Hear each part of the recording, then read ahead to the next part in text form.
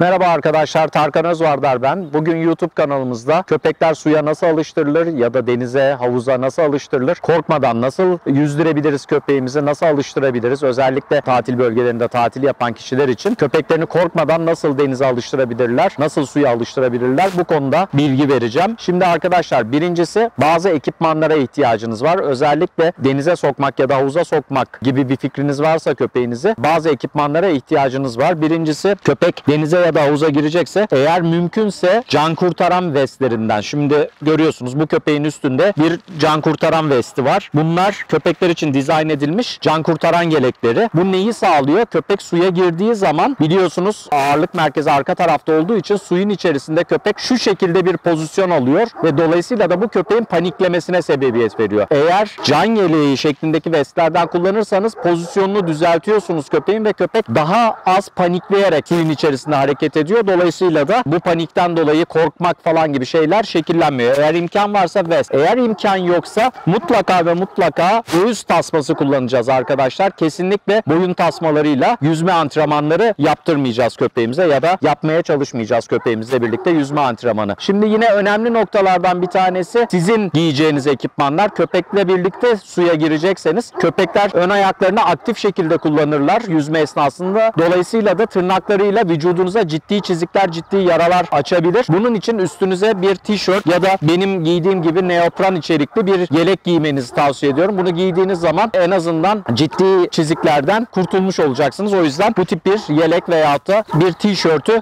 üstünüze giymenizi tavsiye ediyorum. Şimdi birinci kural şu: köpeğin denize girmesinde bir kere aşırı tok karnına denize veyahut da havuza sokmaya çalışmayın. Çünkü efor sarf edeceği bir şey, panikleyeceği bir şey. Buna bağlı olarak da ilk defa karşılaşıyorsa buna bağlı olarak da kusma şekillenebilir ya da mide torsiyonları, mide dönmeleri şekillenebilir. O yüzden aç karnı olmasını tercih ediyoruz. Köpeğin tok mideyle suda yüzme antrenmanı yapmasını tercih etmiyoruz. Yine bazı ırklar konusunda dikkatli olmak gerekiyor. Eğer ilk defa girecekse, eğer deniz olacaksa dalgasız bir zamanı seçmeniz, güneşin çok dik olmadığı bir saati seçmenizi tavsiye ediyorum. Basık suratlı ırklarda özellikle dalgalı sularda çok dikkat etmeli. Çünkü basık suratlı oldukları için en ufak bir su almada solunum yollarına su kaçabilir ve de tuzlu su söz konusu olduğu zaman bu köpeği korkunç rahatsız edebilir. Hatta boğulabilir basık suratlı köpekler. Her ne kadar köpekler doğumasal olarak yüzme biliyor olsalar da bazı ırklar, İngiliz Bulldog gibi, Pug gibi, Pekinez gibi ırklar basık suratlı oldukları için burunlarını suyun üstünde tutamayabilirler ve buna bağlı olarak da boğulmalar, aspirasyonlar şekillenebilir. O yüzden bu ırkları sokarken mutlaka bu vestlerden kullanmak ve onlara kılavuzluk etmek en doğru hareket olur. Yine önemli noktalardan bir tanesi su yutma şekillenebilir. Denize girecek köpeklerde aşırı yüksek miktardaki tuzlu suyun yutulması da köpeklerde şiddetli gastroenterit yani ishaller ya da kusmalarla karşınıza çıkabilir. O yüzden bu vestlerden kullanırsanız köpeğin su yutma ihtimalini minimalize etmiş olursunuz. Bu tip durumlarda da çok fazla bu tip kusma, ishal gibi semptomlarla karşılaşmazsınız ya da rahatsız olmamış olur köpeğiniz. Yine önemli noktalardan bir tanesi köpeğin denize veyahut da su birikintisine alıştırılması. Bunun için köpeğinizin vestini taktıktan sonra ya da göğüs tasmasını taktıktan sonra mutlaka bu bölgede bir yürüyüş yaptıracaksınız köpeğinize. Suya paralel olacak şekilde, yani köpek suya yakın olacak şekilde yürüyüş. Burayı bir deniz olarak kabul edersek burada bizim küçük bir havuzumuz var. Bu havuzda göstereceğim size ama bunu bir deniz simülasyonu olarak düşünürseniz ilk önce köpek denize yakın olacak şekilde yürüyüş ama ayakları girmeyecek şekilde atıyorum bir 10 dakikalık yürüyüş yapacaksınız. Sonra bir 10 dakikada köpeğin sadece ayaklarının suya gireceği paralel yürüyüş. Bakın arkadaşlar, en büyük hata birçok hayvan sahibi köpeğini denize sokmada hüsrana uğrar. Çünkü köpek gittiği gibi geri dönüp kaçar, hayvan sahibi zorlar falan ve travmayla sonuçlanır. Köpek o saatten sonra bir daha denize girmek istemeyebilir. Doğru öğretmenin yolu mutlaka paralel başlamaktır. Çünkü köpeğin en büyük endişesi ufka doğru soktuğunuzda, tıpkı bizim gibi, biz oranın ufuk çizgisi olduğunu biliyoruz ama köpek bir boşluğa doğru gittiğini düşünerek endişelenip güvenli bölgeye geri dönmeye çalışıyor. Yani geri dönmeye çalışıyor. Eğer paralel sokarsanız hep bir tarafında kıyıyı göreceği için daha sakin sakin ve daha rahat olacaktır ve suya alışması çok daha kolay olacaktır. Bu yüzden mutlaka ilk denize girişleri kıyıya paralel şekilde yapmak gerekiyor ve köpek istediği zaman yüzüp kıyıya çıkabilmeli. Tabii ki vestleri kullandığımız zaman onların tutacak yerleri var. Kayış da takabiliniyor buralara ve köpeği yönlendirmek de mümkün oluyor. Şimdi şöyle göstereceğim. Bu köpekle birlikte, bu köpek de ilk defa girecek hayatında havuza. Şimdi ilk önce havuzun basamaklarına doğru ilerliyorum.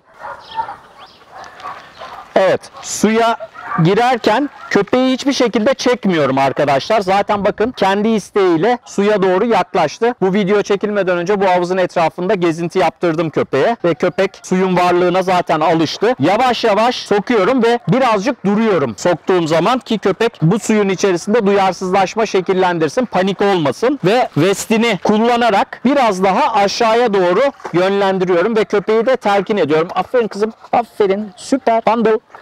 Haydi bakalım. Ve dikkat edin, ben indikçe köpek de benimle birlikte suya iniyor. Haydi bakalım bundle. Buraya. Şimdi beraber, köpekle beraber, bakın o yüzüyor, benim ayaklarım değiyor ama onun ayakları değmiyor. Aferin sana.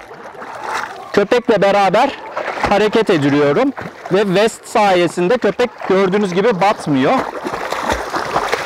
Paniklerse hemen vestle dengeliyorum köpeği ve rahat yüzmesini sağlıyorum. Ona kılavuzluk yapıyorum. Ve tekrar merdivenlere gitmek isterse izin veriyorum. Ve köpek dışarıya çıkıyor. Böylece herhangi bir kaza yaşamıyoruz. Dikkat edin, bir tırmalama olayı şekillenmedi. Köpek çok rahat bir şekilde suya girdi. Şimdi köpek hafifçe suya alıştı. Bu köpek top seven bir köpek. Şimdi onu topla motive ederek tekrar sokacağım. Bir de motivasyonlu suya giriş göstereceğim size. Yine köpekle birlikte geliyorum. Adımlarımı yavaş yavaş atıyorum. Vesti tutuyorum. Bir elimde oyuncak var. Köpeği biraz motive ediyorum. Bundle! Gel gel gel. Aferin kızıma. Aferin kızım. Süper. Bakın topla motivasyonunu sağlıyorum. Evet. Süper. Tekrar düzenliyorum. Şimdi topu ileriye doğru atıyorum. Topu aldı. Daha doğrusu almaya çalışıyor.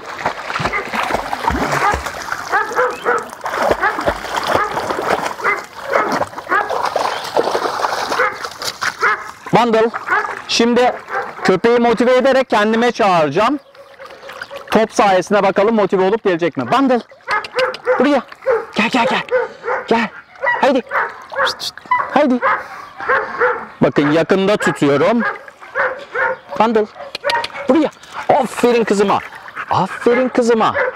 Aferin. Aferin kızım. Bakın. Evet. İlk önce biraz endişe duyuyor tabii. Gel gel gel gel. Tutmasını sağladım topu. Hah. Evet. Bir daha deneyeceğim. Bundle. Buraya. Şimdi bu tip durumlarda küçük topları çok tercih etmiyoruz. Çünkü küçük topları köpek ağzına almaya çalışırken beraberinde su yutabiliyor. Tenis topu gibi topları. O yüzden bunu çok istemiyoruz. Burada sorun değil çünkü burası tatlı su. Sıkıntı yok ama denizde bu sıkıntı olabilir. Bundle. Gel. Buraya. Gel gel. Top. Top. Aferin kızıma. Gel gel gel. Aferin kızım. Buraya. Köpeğe pres yapmamak çok önemli. Topu bir şekilde tutmasını istiyorum. Aferin sana. Aferin sana. Tekrar deneme yapacağım. Aferin. Haydi bakalım. Topla motivasyon deneyeceğim. Gel. Haydi. Haydi. Evet. Bakın. Kendi isteğiyle girdi ama topu tutamıyor. Biraz kaygan bir top. Şimdi tuttu. Bundle. Buraya. Buraya. Buraya.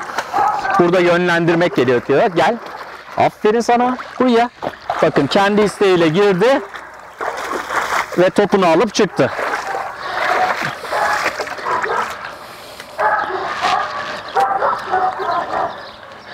Evet.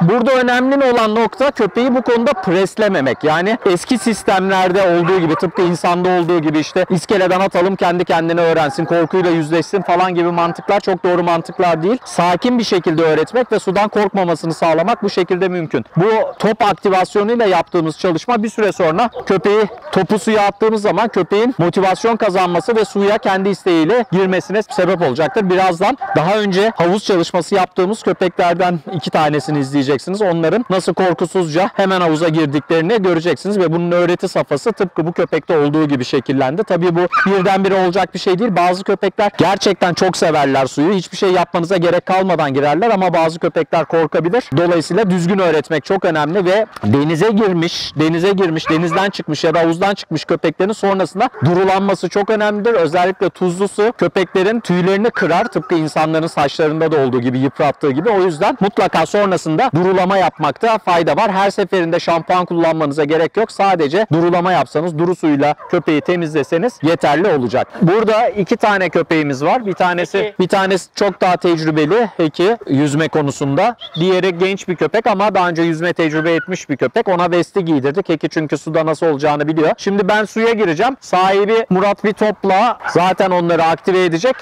Ben de suda onlara eşlik edeceğim. Bakın şimdi. Heki. Haydi.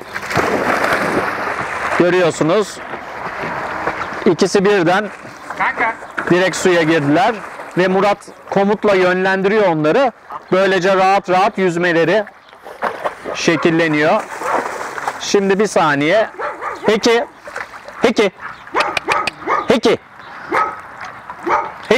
Şşt, buraya. Top.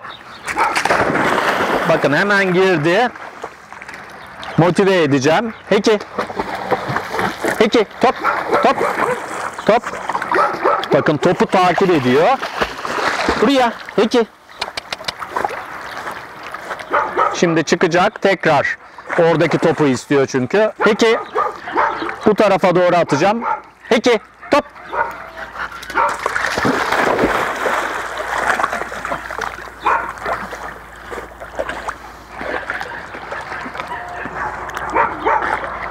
Direkt topu yakalayabildi mi? Ben göremiyorum buradan. Tutamıyor. Kaygan bir top biraz. İpinden tutması gerekiyor onu.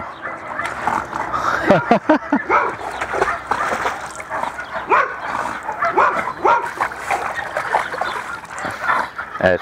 Ona yardımcı olayım. Peki. Buraya. Hop. Aferin. Evet. Şimdi topu tuttu. Kıyıya götürüyor. Evet. Şimdi kankayı bu tarafa doğru gönder istersen. Kameralar net görsün. Aha. Bakın yine top motivasyonu. Sahip yine yönlendiriyor. Evet. Bunlar da yüzme konusunda zaten tecrübeye sahip olan köpekler. Önemli olan şey köpeğin burada herhangi bir korkuyla bağdaşık algı şekillendirmemesi. O yüzden yavaş yavaş ve düzgün bir şekilde, sağlıklı bir şekilde oluşturmak gerekiyor.